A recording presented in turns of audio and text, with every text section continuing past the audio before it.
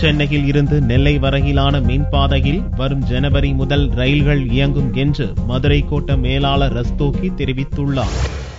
சென்னையில் இருந்து மதுரை, திருநெல்வேலி வழியாக திருவனந்தபுரம் வரையிலான ரயில்வே பாதை மின்மயமாக்கும் திட்டத்தில் சென்னை முதல் விருதுநகர் வரையிலும் பணி முடிந்துவிட்டது. தற்போது விருதுநகர் முதல் நெல்லை வரையிலுமான பணிகள் முடிந்து அதிகாரிகள் ஆய்வு மேற்கொண்டனர்.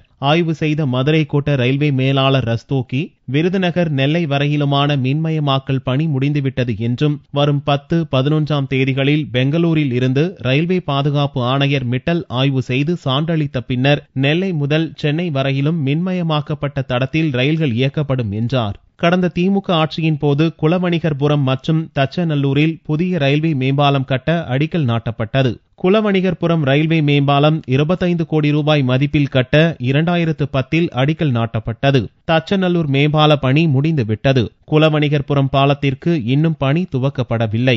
இவற்றை பார்வையிட்ட ரஸ்தோகி, 4 வழிப்பாதை பாலத்திற்கு அதிக அளவில் நிலம் ஆர்ஜிதம் செய்ய வேண்டியிருப்பதால் இருவழிப்பாதை உயர்மட்ட பாலமும் கீழே சுரங்கப்பாதையும் அமைக்கும் திட்டத்தின் மூலம் செயல்படுத்தப்படும் என்றார் ரஸ்தோகி.